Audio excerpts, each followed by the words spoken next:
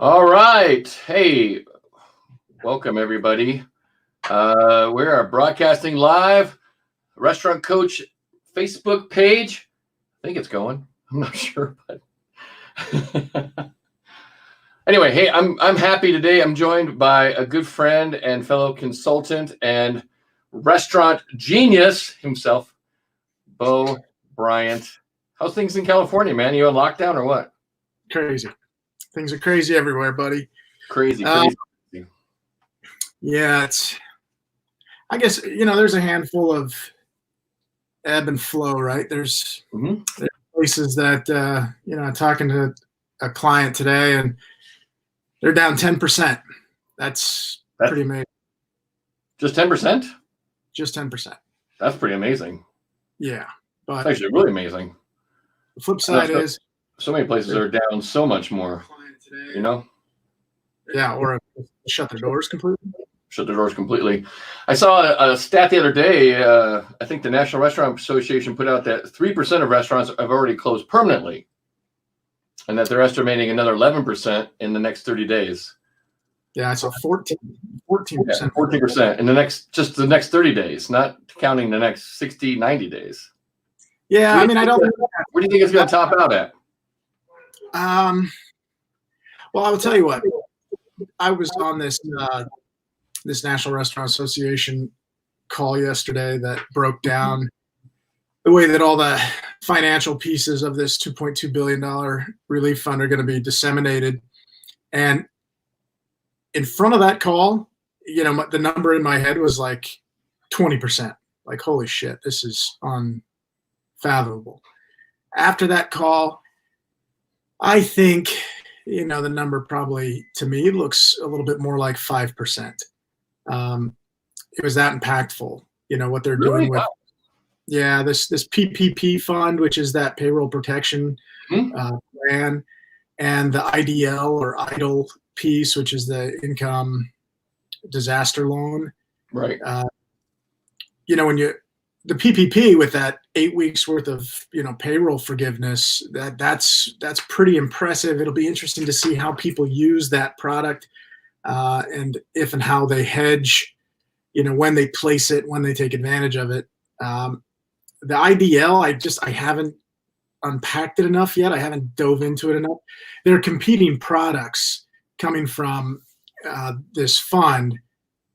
I think the IDL is designed a bit more for the long-term play on this, where that PPP, like I said, it's limited to that 8-week piece. But then there's some instant stimulus money out there.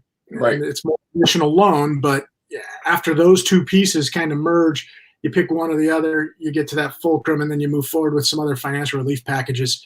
It's borrowed money, and it sucks to consider borrowed money, but it's cheap money, and the term is long.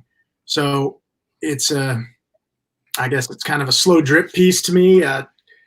If people choose to take advantage of it, I don't think the number's certainly going to hit that 14%. But it's tough. No matter how you look at it, it doesn't matter. Yeah. I wish I could have been more prepared, for the call and had really dove into it more. But my concern is that, the relief money is going to be great, and people do need it. I'm just concerned about, if your restaurant wasn't running great before, is this just prolonging the inevitable or what? Well, that's one way to look at it. I guess I'll tell you how I look at it is, there's a lot of people that may just not be aware of the restaurant was running good before or not, right? Right. This definitely, it may not even create awareness, but what it might create is an adaptability platform that shows people there's got to be more revenue streams and more profit centers within my own business. Exactly. Think about how many people have adapted right now to delivery and online ordering, takeout, that didn't have it before. And so what I'm curious then is how much of that goes away? Should it go away? I don't think it's going to go away a lot. I think it's not going to be as crazy as it is now, but it's here's my my take on it. It's forming new habits. It's forming new habits. It's forming new revenue centers. There might be some unintended consequence that, a high tide raises all ships, right? Yes. And maybe we get to see some of that come from this. And look, you and I have been talking about this for a couple of years with clients, talking to them about, you need to catch up to the generational deficit that so much of our landscape has been suffering from, which is online ordering, which is this millennial and more importantly, that Gen Z demographic. That's their comfort zone. That's where they push. And I guess I'm not making light of the situation whatsoever, but I'll give you an interesting perspective. I have a 15-year-old, nearly 16-year-old daughter and 11-year-old, almost 12-year-old son. I was talking to my parents on the phone, and they were asking how the kids holding up during this time, and I said it's a change, no change for them. They spend their life on social media, video games, online. It's FaceTime, it's Snapchat, it's Instagram. That's my daughter, and my son. It's video games. That was their natural community. This has just forced them to get to do more of what they love. And while that's, while it does have a little bit of humor in it, the reality is that's millennial and Gen Z is some silly number. Like 46% of discretionary income is spent in those two generations. Kids don't make money, but they spend my money, and they spend my money at restaurants and through third party and through ordering online. So this is a behavior that's kind of forced our industry to have to wake up to. And unfortunately, listen to me, I'm not begrudging anybody or shaming anybody. It's just maybe we caught up to a place that we needed to be anyway, and hopefully there's sustainability in that after this piece goes. Just makes the business more multifaceted, helps you reach a larger audience, and maybe and hopefully we come back better and stronger for it. Yes. Yeah, someone just made a comment. I'm a server, but I've been an owner 6 times. Labor kills you. Brilliant to do takeaway. Yeah. Well, look, here's the reality. This isn't just in the restaurant business. This is in all business right now. Oh, yeah. There's going to be a culling, and it's going to sustain itself. When times get tough and people have to come up with new and innovative ways to do things, even when times get better, those new and innovative ways end up sticking around. It ends up becoming a better way than we were doing it before. I think there's going to be some awakening and some awareness on labor efficiencies, because unfortunately people just collectively haven't been forced to have to look at every single penny like they are now. Stuff you and I have been preaching about, methodology of budgeting and P&L awareness and looking at it every day, forecasting, labor metrics and matrix that tell you exactly how much to schedule when and who and how. All of this is now top of mind, and it will carry through, and there will be efficiencies, again, not just on the restaurant business, man, everywhere. Every company right now is struggling to try to stay afloat, to try to not give haircuts and not reduce headcount, but it's not sustainable. When revenue has been decimated by half, you can't burden the expectation of expense at still 100%, right? No, exactly. But efficiency will be born from this, and efficiency will carry over. Look, out of interest, right? My mother was just talking about how she had done a viral or web-based medical checkup, and in that checkup, that just like what we're doing, doctor said, great, I am going to write you a prescription, send it off. They did it like this. My mother-in-law didn't have to get up and go to the doctor. She's a little bit up in her years. That probably makes sense forever moving forward, right? Think about the inefficiencies that healthcare is dealing with right now. That as an example, too much burden. I can't have 100 people that I don't know what their infection level or compromised immunity system looks like. I don't just want you walking into my office so I can write you a prescription. Jump on FaceTime with me. I'm going to look at you. I'm going to hear about your symptoms. Boom. That doctor can see 10 times more patients. I mean, that's the industry my father's in. I'm hearing some of those efficiencies spread throughout everywhere. And we didn't really have a script or anything to necessarily talk about. Or if I'm just going down these bunny I like the bunny. You know me, baby. I love the bunny. I love the bunny hills, man. Let's go. Yeah, well, it's net is there's going to be some better efficiencies. Look, I have a buddy, and him and I like to play the unintended consequence game, right? What's the craziest upside you could see coming out of this, right? Or what's the craziest downside nobody's talking about right now? Right, right. It's good just to let your mind go that way sometimes and try to think, not Nostradamus or anything. I'm not trying to read tea leaves, but So follow up on that. What's the craziest upside? I'm not going to give you the craziest, but I'll give you a crazy upside. Give me a good one. All of a sudden, human behavior has adopted this incredible awareness of sanitation, cleanliness, cross-contamination, germ spreading. Okay. This will run a course, right? Mm-hmm.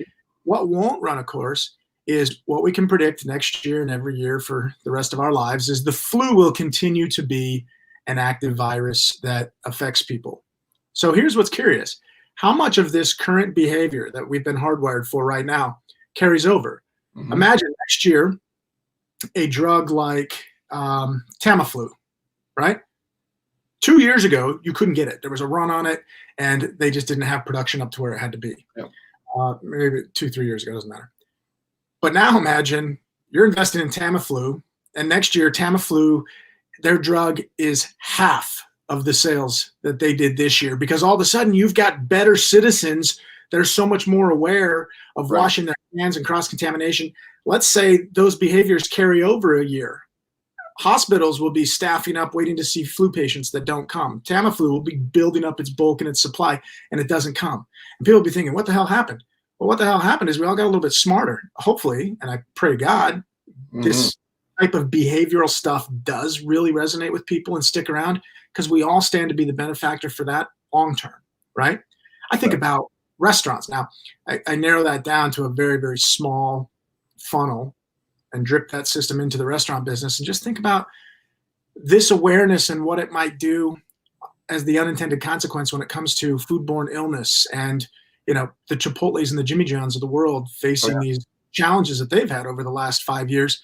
And imagine how much impact it could have positively on that going away, right? All born from the behavior from this catastrophe. So I'm not trying to be optimistic or pessimistic. I'm trying to be realistic, but it is fun. Look, in a time like this, it's a welcome relief to just kind of close your eyes and lay back and fantasize about the future, about what could be, and hopefully what could be better. I find myself drifting that way, and I think it's healthy for me because I can't watch any more news. I can't continue to ingest this stuff. It's just this news is toxic. I tell everybody, stay with reputable sites. Nation's Restaurant News, Restaurant Dive, Restaurant Business Online, Foodable TV. Stay with those kind of places that kind of give you straight up, input. CDC. I mean, the CDC website and WHO. Great. Yeah. Really your two for any health and medical and virus related information. Everything else is just look. We're all aware of what the news cycle does, especially when the news cycle doesn't have news to report. They just recycle and reimagine the same shit that's already been said, and they say it with more inflection and enunciation, and maybe they might even make more shit that's not even there just to make the old news feel like new news because they don't have anything new to report on, right? By the way, this has been ongoing long before COVID-19. This 24-hour news cycle that we've lived on in our lifetime, this isn't what it used to be. Oh no, it's crazy. You have manufacturer news all the time. So all they're doing is just basically rehashing it and spreading fear. That's what I hate. Particularly problematic right now because everything changes daily, hourly, and recycling old stories become irrelevant, but can also create hysteria. So there was this news story that had gotten recycled for the course of a week about all these spring breakers going to these beaches. And they were still telling that same story on Friday from news that had happened the weekend before. And so then you have the public getting pissed off thinking these people aren't listening. But if you track the origin of the story and when it was originally released, it was March 18th, March 19th, and it was still being recycled and retold on March 25th. And that's problematic, right? So, man, I don't know. It's and then there's news that doesn't get out, or there's math that people don't do in this situation. I'll give you an example. My wife's an RN, and so she is all over this all day, every day, watching and on the WHO website and CDC website. But I think what a lot of people haven't looked at is when you see the line of what this thing is doing, right? It's just going up, up, up, up, up. And we've all been in our houses for 2 weeks. So how is this line still going up? And that's where the news has failed to report it, is that you've got an influx of results that are coming from tests that they gave between 2 weeks and 8 days ago, right? So it's not in line. It's not daily. It's not in line. These numbers, as they increase, aren't in line with our behavior and what we've been doing for the last 2 weeks. So the reality is we're not going to see this thing. And I'm not sitting here advising or talking like I'm an expert on the subject by any means. But in my opinion, I don't think you're going to see a flattening of that curve until 2 weeks after we've been doing, this containment piece, because it takes the data that long from testing that old to get reported up and reported on. So it looks like a lot of doom and gloom, but I'm hopefully I'm optimistic, cautiously optimistic that people continue to do the right thing and we start to see some turning results. Exactly. So right now, you're a restaurant owner. What would you say? What is like your top 3 actions that a restaurant owner should take right now? Number one, without a doubt, is if you don't have online ordering, build an online ordering platform. There is a website, and by the way, I do not get paid. I don't even know if they're aware of who I am or that I exist. You did a video, didn't you? I did a video. Is it on YouTube? Go to YouTube and type in Bo Bryant, and you'll find the video. Go to YouTube and type in Bo Bryant. He's got tons of videos. I mean, it's a great resource. I'm telling everyone right now. I'll find his link right now, and I'll put it up on the page. So, all right. So there's this company called gloriafood.com, and they offer a free online ordering platform. So the video that I did was I went to one of my old restaurant websites. I brought it back to life.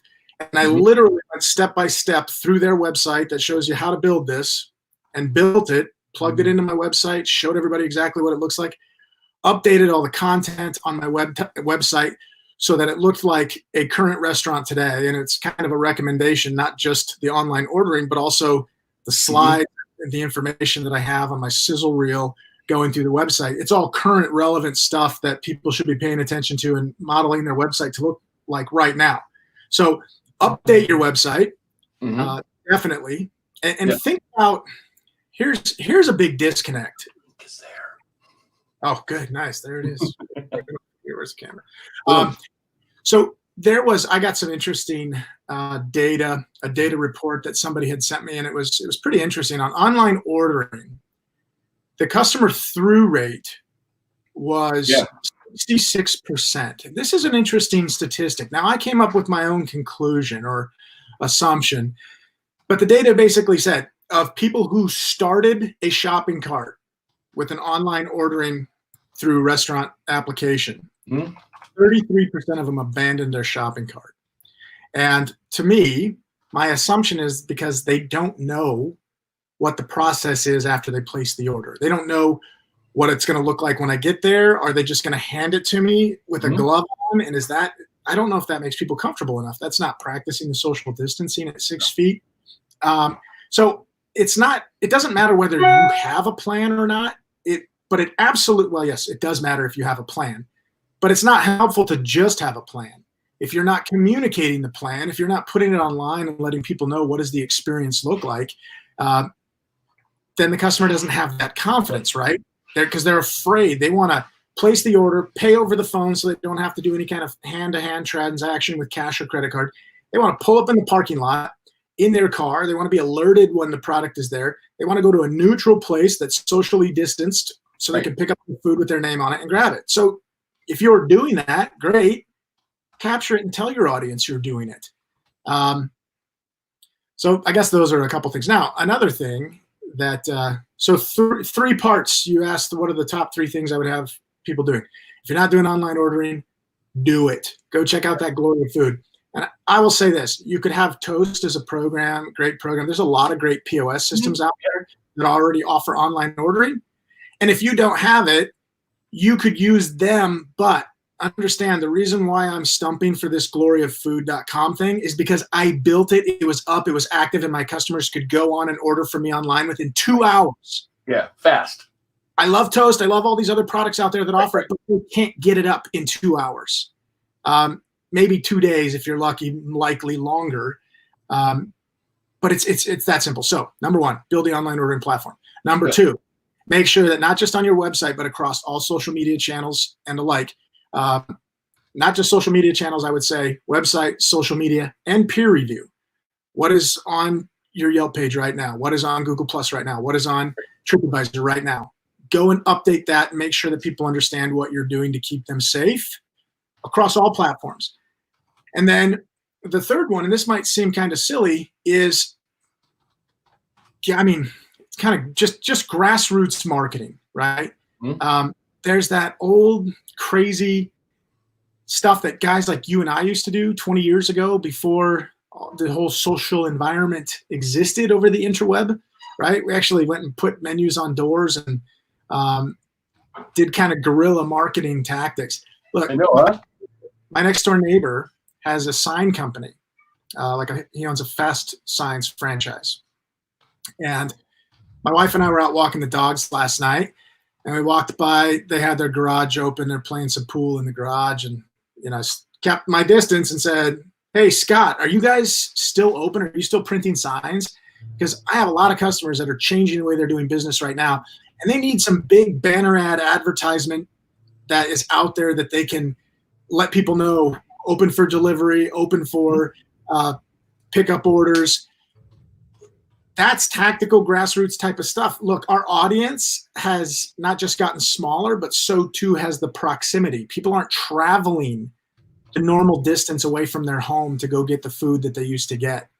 The bubble has gotten smaller. So if you're an independent restaurant, you can feel pretty confident if you're within any kind of residential area. People are walking by.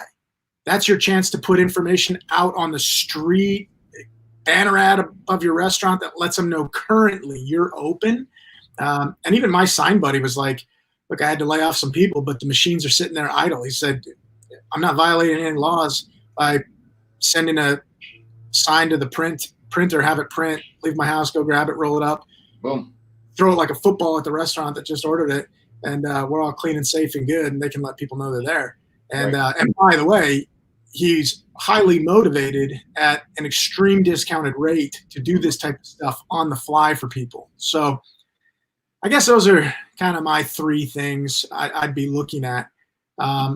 If there was a fourth thing, I would say scrutinize your offering right now. It's, in the restaurant business, we come from customer to restaurant, day part, transaction.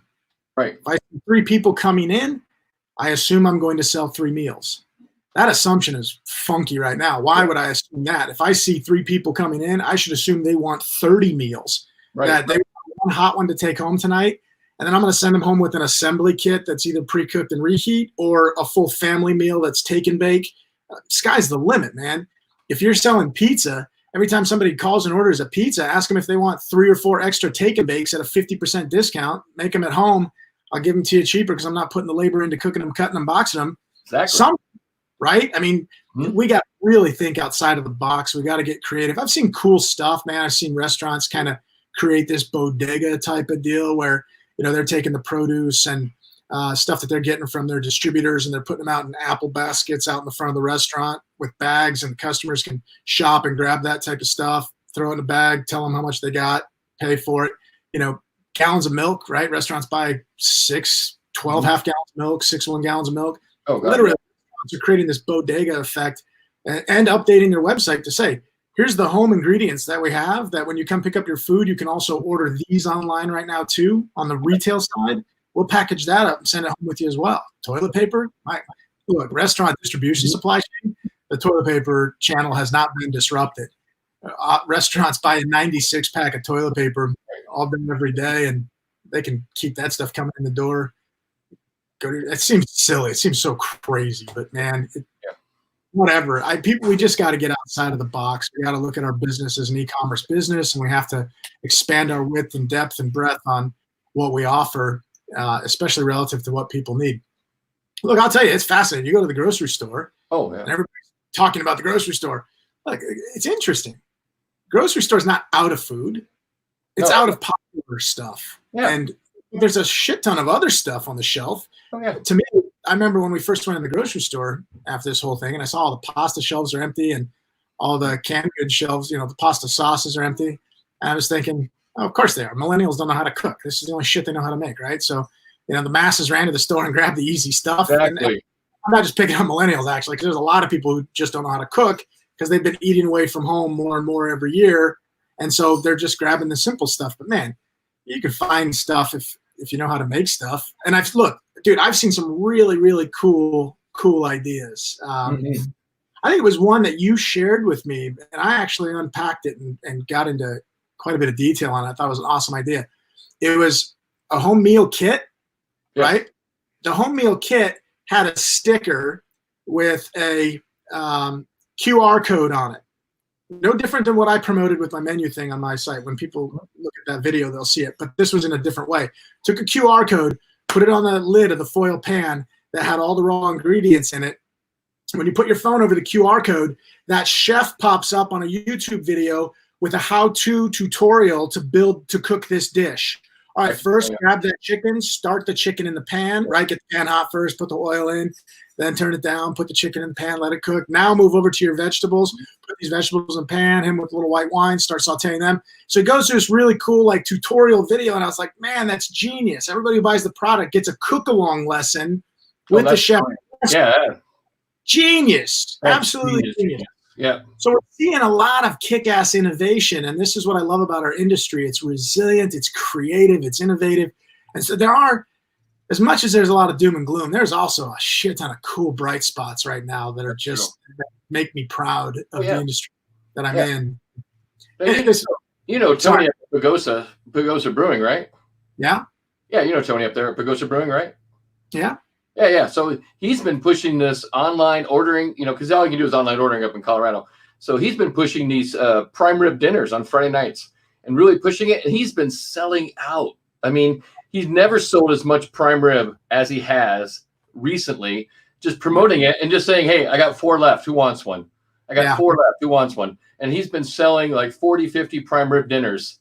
And it's been awesome. And now they're going to take that and they're going to expand it into doing probably ribs one night, and then probably doing a family-style fried chicken dinner too on Sunday nights. It's nice. Well, and so some of the other data that we're seeing, which probably makes sense to everybody, is that the day part head count has, as a ratio, has obviously drifted heavily towards dinner. Right? Yeah. No, his lunch is dead. Dinner's jamming for him, but lunch is dead. Everybody, I think that's a lot of people, right? And look, breakfast doesn't travel well, so that one was predictable. Oh, McDonald's killed their all-day breakfast menu. Yeah, I saw that. And a lot of their 24-hour locations killed their hours down to from 6 or something to 9 or 10, whatever it is. The biggest thing that shows me is that you got to be able to adapt. You got to be able to adapt. And look, I was working with a client last night. He had shut down last week and decided he wanted to reopen. So we talked about the online ordering piece. Right. We talked about building his offer. The comment that I had made to him was people aren't eating one for one anymore, right? You gotta stop that relationship or that expectation piece where they come to the restaurant and it's one person ordering one thing. So we built a menu, or we started building a menu. We'll see what he comes up with through the weekend, but to build everything that they offer for pickup as a 2-pack or a 4-pack, right? Just those 2 options, not a 1, 2, 3, or 4, but just for 2 or 4, right? Think of the prefix of the day, right? Just take the same modeling and it's built for 2 people or 4 people, and that's all you offer: a family size and a couple size, or whatever you want to call it. So, yeah, just getting outside of the box. That's it. Yeah, my friend Joe, who's watching, he lives in New York, and he mentioned there's a local place. I was on a podcast with him the other day. He runs a podcast called ECRM. Great podcast, by the way. You should go check it out. I'll put a link in here for you. Yeah, I haven't seen it. I want to check it out. Yeah, it's a great podcast. But Joe was talking about one of his local places in his market. Basically, it was a fine dining, Italian place, and they converted almost overnight into like a retail, like grocery store stuff, selling bulk pasta, selling their marinara sauce, and it helped save them because it turned around, because people weren't going to go to the restaurant and order, an Italian meal, but man, they'll come down and get all the ingredients they need to cook at home. Yeah.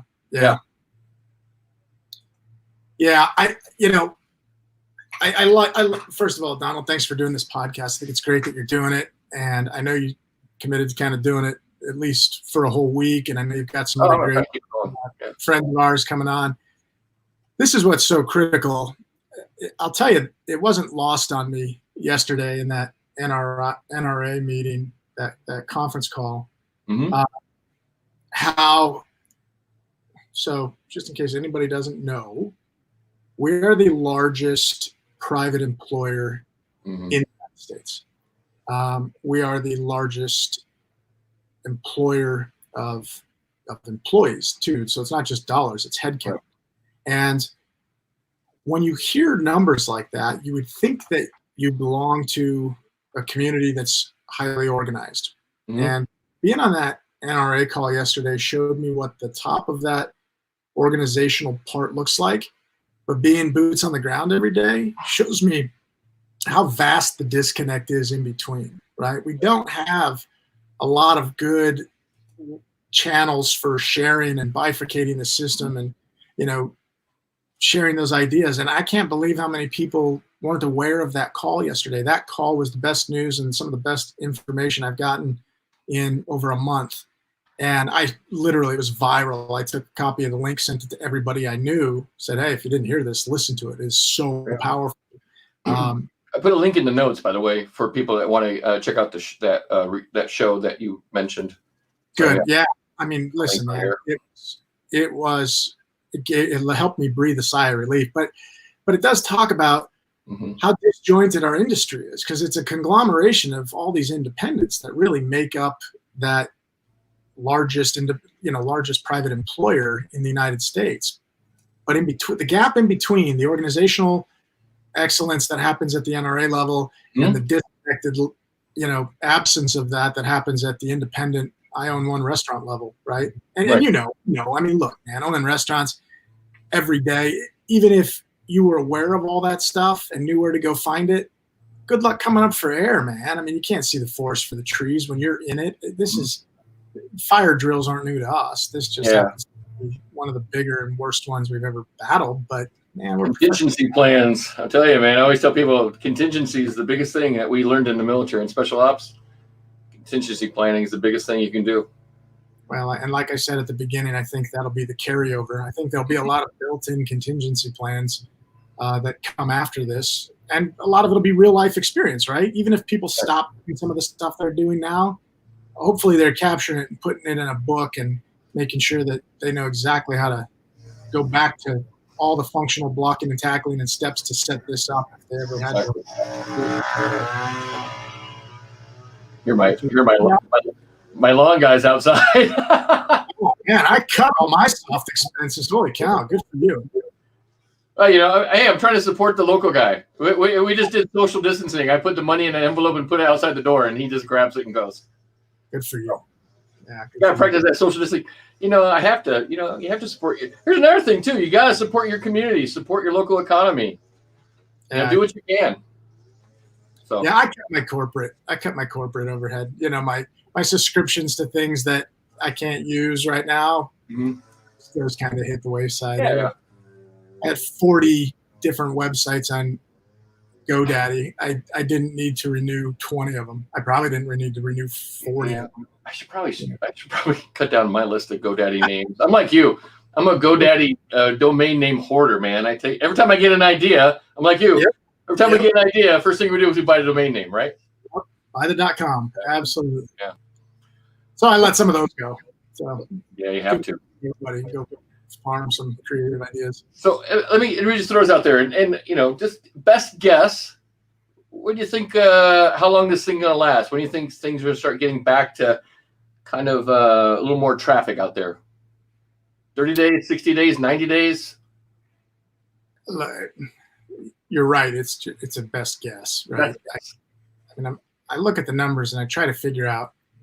There has to be a relative saturation value, right? So, and there's some interesting numbers too that I don't think people are considering or looking at. And I think as testing, especially as rapid testing becomes more pervasive, right? So understand first, there is a need still for this rapid testing, right? And that's not just based on people who are showing signs. I think they really want to try to figure out what this number is of these asymptomatic people that are carriers and passers, but not displaying, any visual sign or effect. Now, the numbers that we're hearing right now about what they suspect as far as a percentage of passive carriers or asymptomatic carriers is between 20 and 50%. That number has a tremendous amount of implication. And that's the reason why testing at some point, and the sooner the better, right? The sooner the government says through independent parties and whatever that, hey, we've got enough testing, we encourage everybody to go out and get a test. What they're going to find from that data, especially if they're rapid tests, I think there was a guy in Orange County yesterday that just made an announcement to get results in 15 minutes. That's the fastest one I know of right now. If they can catch up with production, follow me on this journey for a second. And I'm sorry for going down this bunny hole, but I like it, man. If 20 to 50%, if we can isolate what that number is by giving tests to people, whether they're showing symptoms or not, because there becomes enough testing on the market and it becomes rapidly, resolved fast enough, that will tell an interesting story. If that, let's say that number rests at 50%, holy shit, could you imagine 50% of the population could be infected and not know it because they're asymptomatic? Right. That would change the numbers, but it would also move us towards a tipping point. There's a tipping point when enough of the people socialize the disease and have it. And I don't know what that number is. I'd be curious to know the math. Is 25% the tipping point? Is it 30, 40% of the population? Once they get it, right, there's natural immunity antibodies, stuff that start building up collectively in us as a whole of society. More importantly, I think another reason why they're going to want to have everybody taking a test is because those asymptomatic people have a higher likelihood of creating or having a stronger immunity with antibodies already in their system. And right now they're looking at treatment, not a cure, but they're looking at treatment relative to those antibodies, and can they distill that through blood extraction, plasma, right, and take those antibodies and turn it into a form of treatment medication that helps jumpstart somebody else who gets it. Because here's what we're really trying to prevent. We're trying to prevent the influx of people that are going to hospitals needing respirators, and we're trying to prevent the outcome of death, right? So if we can start finding a way to treat it to minimize the mortality rate down to, a negligible amount, then all of a sudden it's easy to open things back up with still having an abundance of caution towards those that are immune vulnerable and of a certain age, right? But I don't think that has to limit the rest of the world from being able to try to get back to some type of normal activity. It's interesting. I don't care what your politics are, but there is a tipping point to when this thing starts to be more destructive, holding people in, than it would be letting people out. Yes. Right. And I don't know what those numbers are. I just have curiosity about it. I certainly explore it, and I'm sure there's people way, way smarter than me that are doing the same thing right now and probably know some of those answers. And I guess we'll see. So that's a terribly long answer when you just asked if I had to guess. So my guess is kind of right now, beginning of May, middle of May is when I think that they'll probably actually, that's my guess too. I'm thinking beginning of May. Yeah. Yeah. Now, but understand, it's going to be an echo chamber. It's not just going to be a floodgate. No, it's not going to be just unleashed. It's not going to be like it's shut down. It's going to be a slow recovery back, but a slow release of restrictions too, right? Exactly. Because you're still going to want to pay attention, like I said, to the community vulnerable, to the elderly people, and maybe even to some border um, crossing type stuff, right? Like I don't know how soon they'll open borders and transcontinental flying, stuff like that. So it might happen at the same time. I don't know, but I'm just assuming. Like anything, look, I do a whole lot of scientific study when it comes to restaurants, so I understand the value of measuring in a controlled environment, right? And so a controlled environment in the situation that we're in is you have to take the shackles off one wrist at a time and see how the body reacts, and then the next wrist, and then the foot, and then the other foot, right? But you gotta do it, measure, and then figure out what the recourse is, or do you keep moving forward, right? So that's that echo chamber I'm talking about. Right. If you just unleash it and it gets as bad as it was or worse, you don't know where it came from still. So I guess that's my guess. Yeah. Good guess, though. Things go ahead. I'm sure you lost like half your audience already. They probably. Oh, no, there's still people on there. There's still people on. All right, everybody. They're still tuned in, man. Don't worry.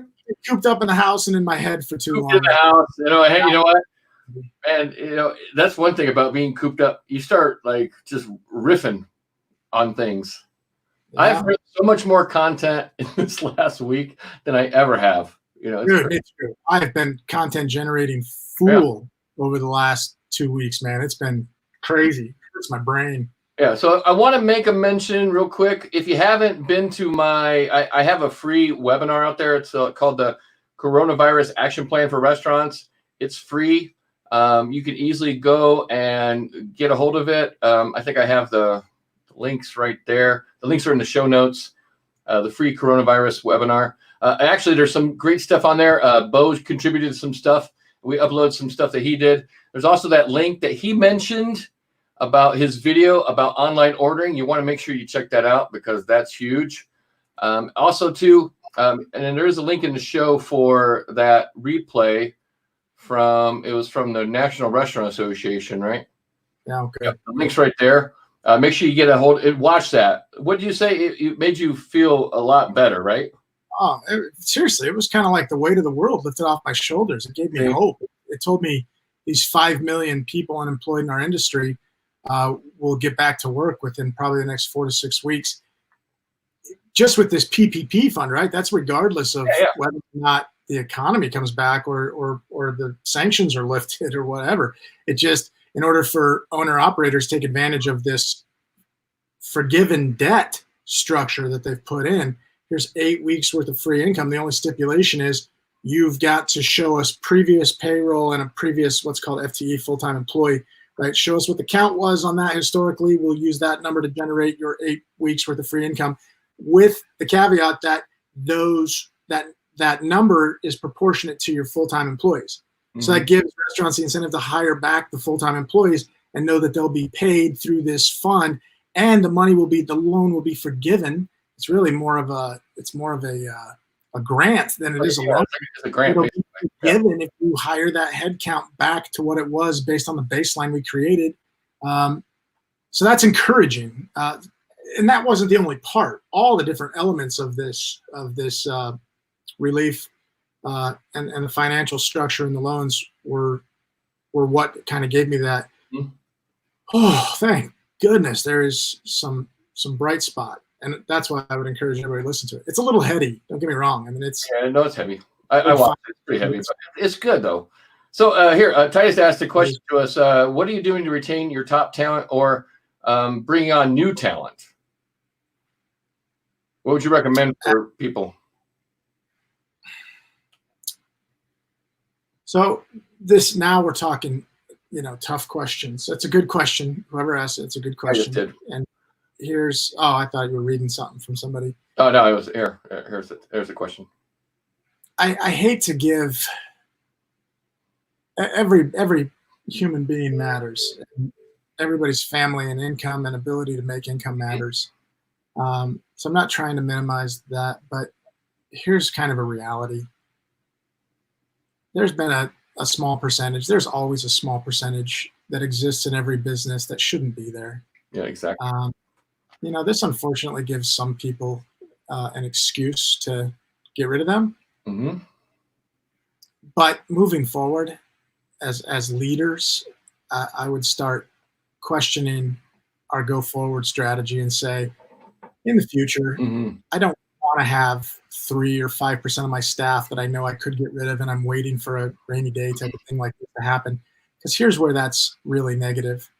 Let's say that you had a bad employee and you've been waiting to get rid of them, and this forced your hand, and it didn't make all the cuts easy, but it made some of the cuts easy. Here's where I take exception to that.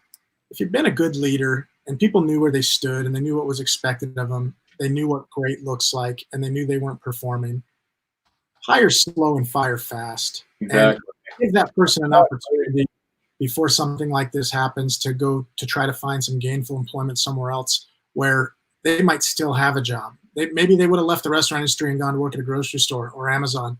And guess what? They'd still be gainfully employed.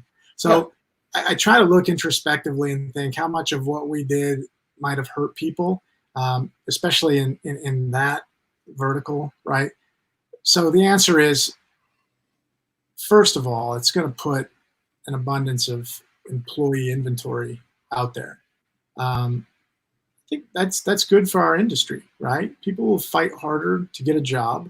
People will be more grateful to have a job. We've seen the hospitality level really kind of nosedive, honestly. We've all talked about it. We've all talked about we're held hostage by employees to a certain extent because we've been running in a really robust economy where there are more jobs than there are employees to fill them. For the first time in 50 plus years, that's been the environment right up until this. Yes. So and that's going to change. Yeah, it brings the pendulum back the other way. Yes, exactly. But it also forces accountability on both sides. We need to come out of this being better operators and better leaders.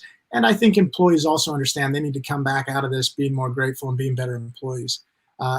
Again, unintended consequence. Imagine that. Imagine if our industry got better because we all have been woke right now, right? Exactly. So I would say it's a combination. You hire great people, and if you let go of great people, you bring them back. And if there's still room, find more great people because there's going to be a surplus of them out there. But there already is a surplus of them out there. So now here, I guess I would like to state one more thing. We have been so in the moment, and I had this conversation with a great consulting friend of mine up in Colorado this week named Jim. And he really called this out, and I want to give him all the credit for it. And I've been thinking in this direction, but I hadn't probably solidified the thought. But the thought was this: we're all very in the minute right now. That's how we're living. It's how we're reacting. Exactly. But here's the reality: this will get better, right? We will come out of this. The world's not going to end. No. And so knowing that we're going to come out of this, when we have a few of those free minutes in our day that we're actually not responding to disaster or catastrophe, what are we doing collectively to plan for the rebirth, the reopening, right? Like, what are the lessons we took away? What are the systems we need to implement? What is being busy going to look like in the future? Maybe I never took the time before to do food cost and figure out, what my food cost should be. Maybe I never took the time before to consider what my inventory value on hand needs to be by managing, purchasing relative to throughput and sales, right? I mean, you should only have 1 day's excess inventory on hand, right? If you get orders 3 times a week from your distributor, then you should never have more than 3 days worth of inventory on hand, right? So maybe we'll start looking at things like that, planning better, being more thoughtful and aware. We'll all be better for it. Sorry, my dog, I guess, wants to go outside. I don't know if you can hear him. Your dog is my lawnmower guy, my lawn guy. But I do think that we need to not just keep living in the now, but also start applying some of the free time. I know there's a lot of people who don't have it, but if you're not sleeping at night and you're paranoid, don't sit and wallow in your thoughts. Sleeping right now. Grab a journal and start writing some future planning, process development stuff that you're going to need once this thing does come back, right? So I guess that would be my thought. And I wrote a little note there. If you're not using this time to reflect on how to become a better operator, shame on you. Yeah, I think so. Definitely. I think so. I didn't want to minimize the fact that there's a lot of mental health stuff right now, right? There's people who are sick and stressed and depressed and freaking out, and I get that. But boy, the best way to get out of a dark place Action. is think about the future. And you action know? too. Taking Yeah. action, and picturing and building a compelling future. Right. Yeah, something that's compelling. Hey, when we open up, it's going to be better. We're going to do this and this and this. We're not going to limit ourselves. We're going to have multiple streams of revenue. Maybe we're going to like have a designated, curbside pickup and make really cool signs for them. You mentioned that in one of your presentations. Yeah. Yeah, that's the way to do it. So I also want to do a shout out to Bruce Irving is hosting this really a great event called the Pizza Summit 2020. It's going to be awesome. There's I think 26 speakers lined up for this thing. 26 speakers, 36 sessions. If you want to get a free ticket, all you got to do is go to the link in the notes and then type in Pizza Summit DB and you get your ticket for free. It starts April 6th, 7th, and 8th. It's 3 days. Speakers from all around the place. Now, even though it's called the Pizza Summit, there are some great speakers from around the world. Lee Cockrell, who's a former, owner, president of the Disney Corporation, is going to be one of the speakers talking about leadership in crisis. It's going to be great. Don't miss it. And if you want to connect with Bo, again, I would recommend going to his YouTube. I'm also going to put up his link for his website. So if you want to connect with Bo, Bo's like me. We believe in servant leadership. We like to give to people. So if you want to reach out to somebody, reach out to us. We've got a little time right now, so this is a great time to, time to reach out to us, right? Yeah. Hey, look, I'm going to plug too shamelessly. Please. Look at thehellaburger.com. Oh yeah, that's your place, right? Yeah, it's my fictitious restaurant, but I'm constantly updating that by the day, by the hour, to use it as a platform to show people ideas that I hope that they will steal. Steal them all.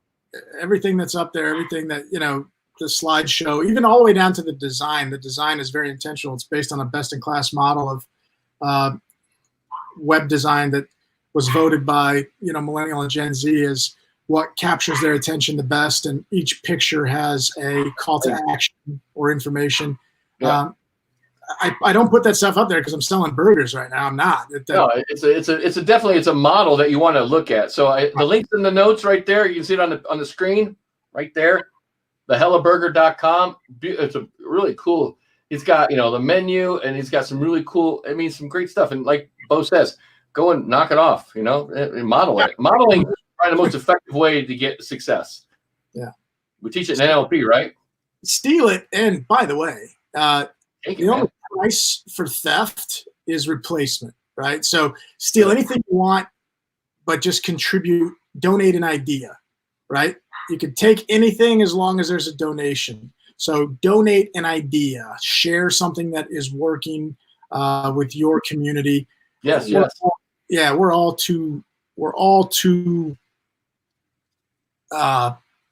in too much pain right now to worry about hoarding ideas. This is the last time for that.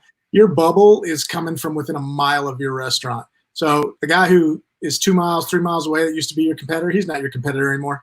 If you got ideas, share ideas. If something's winning and working, share it. That's the way that this community is going to get more organized and more intelligent. There's plenty for all of us out there, especially if we all raise the bar and get better. Customers have more confidence. They'll spend more. We all win. Somebody put up a question. How much for the fridge? What fridge?